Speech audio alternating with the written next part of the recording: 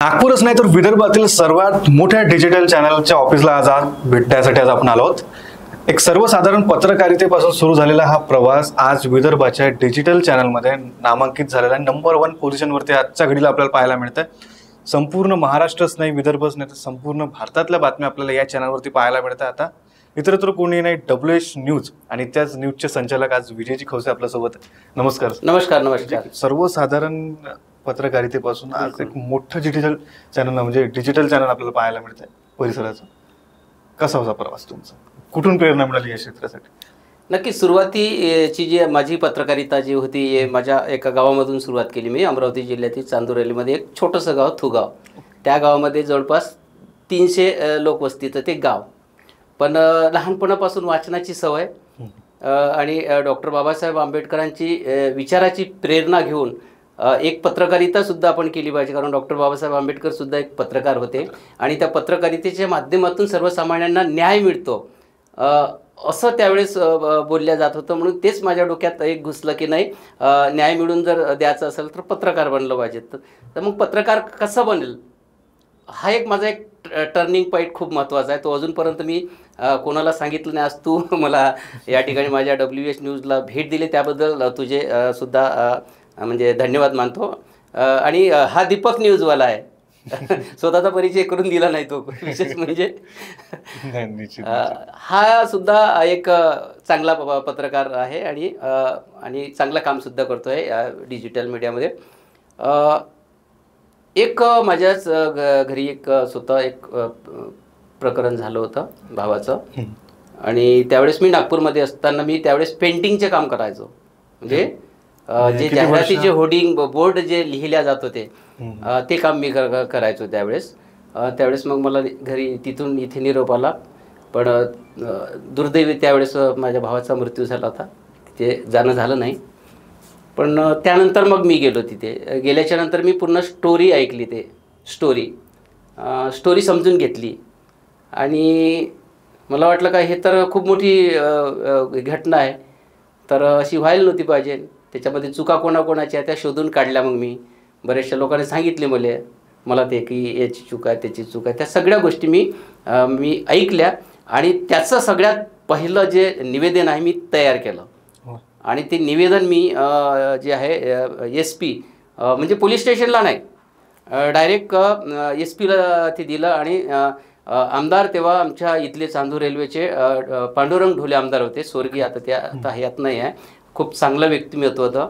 आणि त्यांना घेऊन स्वतः मी SP ला मिळालो आणि SP ला ते निवेदन दिलं। काय नेमकं घटना घडली त्यानंतर? हा ती घटना अशी होती की फॅमिली मॅटर होतं एक त्यांचं, दोघा नवरा बायकोचं, त्याच्यामुळं तो वाद त्यांचा झाला होता। त्यानंतर मग माझ्या वडिलांचे जे आहे एक ॲडव्होकेट ताजने म्हणून वकील होते, ताजने, तर त्यांना भेटलो। तर ते मी जे निवेदन लिहिलं म्हणजे माझ्या पत्रकारितेची कशी सुरुवात झाली हे म्हणजे आता निवेदनचं ड्राफ्टिंग केलं, पण मी त्या निवेदनचं ड्राफ्टिंग केलं आणि ते निवेदनचं ड्राफ्टिंग जे आहे ते मोठे अमरावतीचे एक नामांकित वकील होते, एक ॲडव्होकेट ताजने म्हणून, त्यांनी ते बघितलं। तर त्यांनी मग माझ्या बाबाला विचारलं की हे ड्राफ्टिंग कोणी केलं?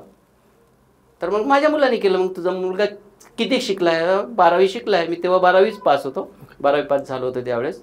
तर बापरे, तुझा मुलगा 12वी पास असताना म्हणजे एवढ्या चांगल्या पद्धतीने, असं वाटलं का मला एखाद्या वकिलानंच केलं का ड्राफ्टिंग त्यावेळेस। तर मग ते खूप, मग त्यावेळेस मला तिथून मग प्रेरणा मिळाली का एका वकिलानं आपली चांगली स्तुती केली, खूप चांगलं लिहितो रे म्हणे। म्हटलं हो मी लिहिलं म्हटलं, कारण मला विचारून मग कसं केलं सगळ्या गोष्टी त्यांना सांगितलं। मग त्यावेळेस मग ते निवेदन घेऊन वृत्तपत्रात ज्या निगेटिव्ह आलेल्या बातम्या, ज्या चुकीच्या पद्धतीनं पत्रकारिते क्षेत्रामध्ये छापलेल्या त्या बातम्या माझ्या भावाच्या, त्यावेळेस मग मी म्हणजे थेट वृत्तपत्राच्या कार्यालयात जाऊन त्यांच्यासोबत भांडलो की तुम्ही चुकीची बातमी दिली। दैनिक देशोन्नतीमध्ये त्यावेळेस ब्लॅक अँड व्हाईटमध्ये याचा, मातृभूमीतून ब्लॅक अँड व्हाईटमध्ये पेपर निघायचे। त्यावेळेस मी त्यांना तिथे जाऊन समजावलं की घटना ही अशी आहे, ती तुम्हाला छापावं लागेल। तर मग त्यानंतर त्यांनी ते सगळी घटना छापून माझं निवेदन पाहून त्यावेळेस मग दुसऱ्या म्हणजे 8-10 दिवसाच्या नंतर, ते जवळ 10-15 दिवसाच्या नंतर वृत्तपत्रानं पूर्ण त्या बातम्या छापल्या। आणि ती बातमी माझी होती, छापून आली आहे आणि मोठ्या मोठ्या मतळ्याखाली छापून आली होती. त्यावेळेस सगळ्यात म्हणजे पहिले दैनिक मातृभूमीचे जे संपादक होते तिथले चांडक होते. त्यावेळेस त्यांनी मला मग पुन्हा मार्ग दिले की म्हणे तू चांगल्या बातम्या लिहू शकतो म्हणे, तू तुझ्या गावातलं काम करशील काय. तर तिथून मग मला त्याची प्रेरणा मिळाली, तू काम कर म्हणे पत्रकारितेचं, आमच्या इथं काम कर म्हणे. तर मग तिथून मग मला प्रोत्साहनच मिळालं. म्हटलं नाही आपण चांगलं काम करू शकतो. आणि मला तिथं हे वाटलं की नाही नक्कीच म्हणजे पेपरला आलेल्या बातमीमधून न्याय मिळतो. तर मग मी तिथून ठरवलं का नाही आता आपण पत्रकारसुद्धा बनलं पाहिजे. तर मग मी पुन्हा मग तिथे असताना मी नागपूरमध्ये आलो. नागपूरमध्ये असताना मग मी इथे मुक्त विद्यापीठात पत्रकारितेच्या याला मी ॲडमिशन घेतली आणि माझं कामसुद्धा चालू होतं आणि मी पत्रकारितासुद्धा म्हणजे करत होतो. पहिलं कार्य ते देशोन्नतीसाठी केलं. पहिलं कार्य माझं देशोन्नतीसाठी नव्हतं, मातृभूमीसाठी होतं. मातृभूमीसाठी. मग त्यानंतर मी देशोन्नतीला सुद्धा तिथून बातम्या, मग गावामध्ये पेपर पण यायचे, मग पेपर पण 10-12 पेपर पण बोलायचं. मग तिथून माझी ती सुरुवात झाली. पण त्यानंतर मग काही काळात मग राजकारणामध्ये राहिलो, राजकारणसुद्धा केलं. पण मग एकंदरीत वाटलं का आपलं भविष्य या खेड्यामध्ये राहणार नाही. मग पुन्हा नागपूरला परत आलो. पुन्हा मग इथून आपला प्रवास चालू केला आपल्या पेंटिंगच्या व्यवसायाचा. पुन्हा चालू केला तिथून पत्रकारिता आपला पेंटिंगचा व्यवसाय. पण ते करत असताना मी पत्रकारिता शिक्षणसुद्धा घेत होतो. कारण म्हटलं भविष्य आपल्याला याच्यातच म्हणजे सगळ्यात महत्त्वाचं म्हणजे या माध्यमातून आपल्याला लोकांना न्याय मिळवून देता आला पाहिजे. तर मग मी इथे सुद्धा वार्ड एम्बेसेडर म्हणून काम केलं. लोकमतसारख्या वृत्तपत्रात वार्ड एम्बेसेडर म्हणून काम केलं, बरेच वर्ष केलं. वार्डातल्या बातम्या छापायचा, वार्डातल्या लोकांना तिथं न्याय मिळायचा. काही रस्ते खराब असले, खड्डे बड्डे, तर तिथून मग त्या बातमीचे आल्याच्यानंतर छापून आल्याच्यानंतर ते दुरुस्त व्हायचे. आणखी आपल्याला चांगलं वाटत. पैसे 1 रुपया त्या माध्यमातून मिळत नव्हती, पण समाधान मात्र खूप मोठ्या प्रमाणात समाधान मिळत होतं. मग त्यानंतर दैनिक भास्कर पेपरमध्ये सुद्धा सुरुवातीला प्रभाग की खबरे असं एक कॉलम चालतं, त्यामध्ये त्याचासुद्धा काम केलं. त्याच्यानंतर पुन्हा मग त्यांनी मला ऑफर दिली का तुम्ही इथं काम करा. आणि वाडीचं मग ह्या ज्या ठिकाणी आता मी ऑफिसमध्ये बसलो आहे याच ठिकाणी एक दैनिक भास्करच्या वृत्तपत्राचं ऑफिस होतं आणि त्याचंसुद्धा मग मी काम करायला तिथून मला महिनासुद्धा मिळत होता. पण कालांतराने हा काळ बदलत गेला. कारण मग कालांतराने काळ बदलत गेला. म्हणजे 2012च्या जवळपास 10-12 पासून सोशल मीडिया यायला लागला. मी 2016ला भास्करचं काम करत असताना मला हे कुठंतरी वाटलं की आपली बातमी जे आपण पाठवतो लिहून की खरोखर ही बातमी दुसऱ्या रोजी छापून यायला पाहिजे. कारण आपण त्या वृत्तपत्राचा जर प्रतिनिधी आपण आहोत तर लोकांना अपेक्षा असते का ह्या इथल्या वार्ताहराने आपली बातमी पाठवून दुसऱ्या रोजी छापून आली पाहिजे, ती अपेक्षा असते. पण ती अपेक्षा जी आहे त्या अपेक्षाचा भंग ते जेव्हा बातमी डेस्कवर जाते त्यावेळेस तिथं अपेक्षाचा भंग होते. ती बातमी दुसऱ्या रोजी छापून येत नाही. आणि वार्ताहरांना बरेचसे लोक म्हणतात माझी बातमी नाही आली, बातमी आली. थेक मग माझ्यासोबत खूप खंत होती. 7-8 वर्ष तिथं काम केल्याच्या नंतर आधीच मला वाटलं होतं की कुठंतरी आपलंसुद्धा प्लॅटफॉर्म आपण तयार करायला पाहिजे. म्हणून मी त्यावेळेस ठरवलं आणि 2018मध्ये वाडीमध्येच WS न्यूजची मी स्थापना केली. दैनिक भास्करमध्ये काम करत असतानाच मी एक स्थापना माझ्या चॅनलची केली. आणि मी ठरवलं की नाही जर तिकडे बातमी लागली नाही तर मी माझ्या चॅनलवर ती बातमी दाखवील आणि लोकांना न्याय मिळवून देण्याचा प्रयत्न करील. ते काम मी केलं. आणि ते काम करत असताना त्याच्यामधून मला खूप मोठं समाधान मिळालं. आणि मग नंतर असं वाटलं की आता डिजिटल मीडियाचा जमाना आहे.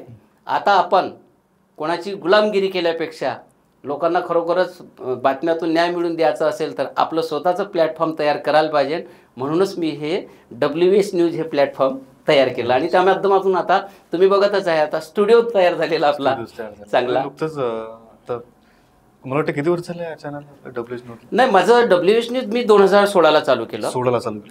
युट्यूबवरती सुरुवातीला युट्यूबवरती चालू केलं 2016ला. आणि कसं आहे सुरुवातीला तेवढा रिस्पॉन्स नव्हताच, पण काम करायला लागलं. काम करत जवळपास 3 वर्ष आपण चांगली यावर खूप म्हणजे मेहनत केली. 16, 17, 18. त्यानंतर मग कोरोना काळ आला. कोरोना काळामध्ये सुद्धा चांगली आपण कव्हरेज दिलं. वाढत गेलं. आज आपलं माझ्या चॅनलचे 4,70,000 सबस्क्रायबर आहे. आणि सगळे जे आपले दर्शक आहे यांची यामध्ये खूप मोठा वाटा आहे. कारण सबस्क्रायबर केल्यामुळं आपल्याला प्रोत्साहन मिळते. बरोबर, निश्चित.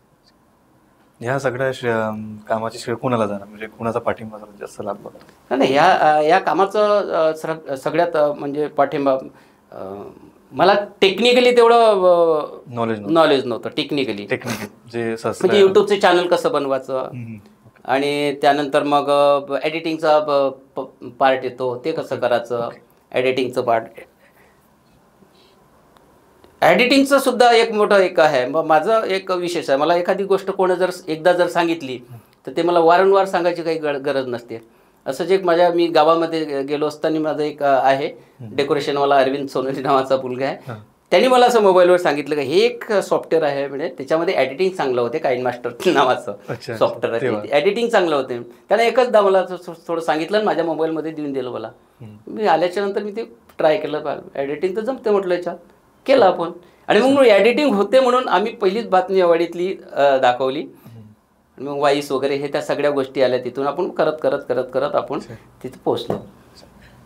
तरी पण श्रेय कुणाला जाणार, म्हणजे टेक्निकली? नाही, टेक्निकली श्रेय जे आहे माझा मुलगा आहे बुद्धभूषण. तो टेक्निकली तो प्रॉम्प्ट आहे सुरुवातीपासूनच.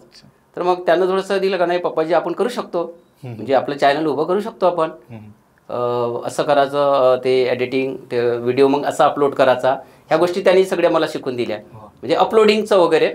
आणि व्हिडिओ म्हणजे मोबाईलवरच करायचा. मोबाईल तेव्हा काही फारसे म्हणजे एकदम नव्हतेच मोबाईल, म्हणजे एकदम साधे मोबाईल होते. आता आपण हा मोबाईल आपण आता हातात दिसतो प्रत्येकाचे, म्हणजे वापरत आहोत आपण. 1.25 लाख रुपयाचा मोबाईल आपण वापरतो, म्हणजे याच्यासाठी का नाही आपल्या चॅनलचं व्हिडिओ किती चांगले होईल ह्या सगळ्या गोष्टी. म्हणजे आज सुरुवात जेव्हा केली तेव्हा तेवढं नव्हतं, पण आज आपण म्हणजे खूप मोठ्या याच्यामध्ये आलो आहे की सगळे आपण कॅमेऱ्यावरही आता शूटिंग करतो, आपण मोठ्या याच्यामध्ये मोबाईलवरही करतो. पण सहजासहजी मोबाईलवर म्हणजे सोपं जातं बातमी करणे, एडिटिंग करणे आणि अपलोडिंग करणे. त्याच्यामुळे जास्तीत जास्त मोबाईलवरून करण्याचाच प्रयत्न करतो. आता 4,70,000 सबस्क्रायबर, म्हणजे विदर्भात नंबर 1 वरती आहे डिजिटल चॅनल न्यूज कॅटेगरीमध्ये. काय सांगाल आता येत्या काळामध्ये आपल्याला काय काय पाहायला मिळणार चॅनल मार्फत? नाही, सध्या डिजिटलचा जमाना आहे आणि डिजिटलच्या या जमान्यामध्ये इलेक्ट्रॉनिक मीडिया जो आहे, इलेक्ट्रॉनिक मीडियावर फारसा लोकांचा विश्वास राहिलेला नाही आहे. कारण बघतोय की आपण कुठल्याही चर्चा दाखवणे, हिंदू मुस्लिम करणे, या गोष्टी. वृत्तपत्राचं सुद्धा तेच झालं आहे की बघतोय आपण की जाहिराती सगळ्या, आणि पान उघडलं की सगळ्या क्राईमच्या बातम्या दिसतोय. म्हणजे त्यामधून वाचक काय बोध घेणार आहे? संपादकीय लेख आधी खूप चांगल्या प्रमाणे यायच्या आणि बातम्यासुद्धा चांगल्या, आणि पण जाहिरातीच्या मुळं जे आहे ते थोडंसं वृत्तपत्राचं थोडं एक धोरण बदललं आहे. म्हणजे पूर्वी वृत्तपत्र छापायचे, त्यानंतर विकायचे. वृत्तपत्र पहिले आधी वृत्तपत्र छापायचे त्यानंतर विकायचे. आता उलट झालं आहे, आधी विकल्या जातात नंतर छापल्या जातात. ही वृत्तपत्राची ही आलेली आहे जवळ. पण आता सोशल मीडिया आहे. सोशल मीडियामध्ये आता आम्ही तेच ठरवलं आहे की आपल्या या स्टुडिओमधून जेवढ्या जास्तीत जास्त बातम्या आपल्याला चांगल्या म्हणजे नो निगेटिव्ह, कोणाच्या विरोधातल्या बातम्या आपण देणार नाही. जास्तीत जास्त क्राईमच्या बातम्या आम्ही दाखवत नाही. काय करायचं आहे क्राईममधून? एखाद्या बदमाशानं मग याचा हे केलं, मर्डर केला, ते केला, काय त्याच्यामधून काय बोध घेणार आहे? नाही, आम्ही दाखवणार नाही. पण खरोखर समाजाला कुठून प्रेरणा मिळत असेल चांगली, तर त्या आम्ही बातम्या दाखवण्याचा प्रयत्न करू. मग त्या कुठल्याही जाती धर्माच्या असो, त्याच्यामध्ये आमचं हे बंधन नाही आहे सगळ्यात. आणि राजनीतिक ज्या बातम्या आहेत त्या आम्ही राजनीतिक बातम्या करू. आणि त्या बातम्यातून लोकांनी आम्हाला जास्तीत जास्त जर सबस्क्रायबर केलं तर नक्कीच आम्ही प्रयत्न करू का नाही, आमचं चॅनल आज जरी डिजिटलवर जरी असलं पण आम्ही टी व्हीवर आम्ही येण्याचं आमचं स्वप्न राहील, टी व्हीवर. आणि आमचं टी व्हीवर सुद्धा तेच आमचं म्हणजे हे राहील. जर भविष्यात आम्ही आलोच तर की ज्या पद्धतीने लोकांचा विश्वास डिजिटलवर होता त्याच पद्धतीने या WS न्यूजवर तोच विश्वास टी व्हीवर सुद्धा आम्ही राहील या पद्धतीनेच आमचं. आणि एक स्वप्न आहे आमचं. त्यासाठी आम्ही आमचं प्लॅटफॉर्म आम्ही तयार करून ठेवलेला आहे की भविष्यात जर समजा आपलं चॅनल मोठं झालं आहे तर आपल्यासाठी जागासुद्धा लागेल. त्या जागासुद्धा आम्ही आतापासून तयार करून ठेवलेली आहे, घेऊन ठेवलेली आहे की भविष्यात सॅटेलाईटचा मोठा स्टुडिओ आपला, यापेक्षाही मोठा स्टुडिओ आपला या ठिकाणी झाला पाहिजे. ते आमचे आहे स्वप्न, आम्ही ते करूच. नाही, निश्चित पूर्ण होणार. तर आज आपण संवाद साधला विदर्भातील नंबर 1 डिजिटल चॅनलच्या ओनरशी, विजयजी खवजन. एक सर्वसाधारण पत्रकारितेपासून त्यांचा प्रवास सुरू झाला, तर आज आपल्याला मोठं डिजिटल चॅनल पाहायला मिळतं आहे, स्टुडिओ आणि संपूर्ण सेटअपचा. एक सर्वसाधारण नागरिक जर का या पातळीपर्यंत जाऊ शकतो, तर प्रत्येकाचं स्वप्न निश्चित पूर्ण होतं.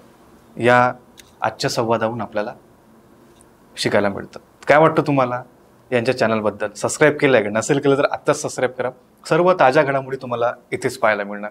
आणि बघत राहा दीपक न्यूजवाला. नाही, आणखी मी पण दीपक न्यूजवालाला सुद्धा एक सांगेल, दीपक न्यूजवालाला सुद्धा अवश्य सबस्क्राईब करा.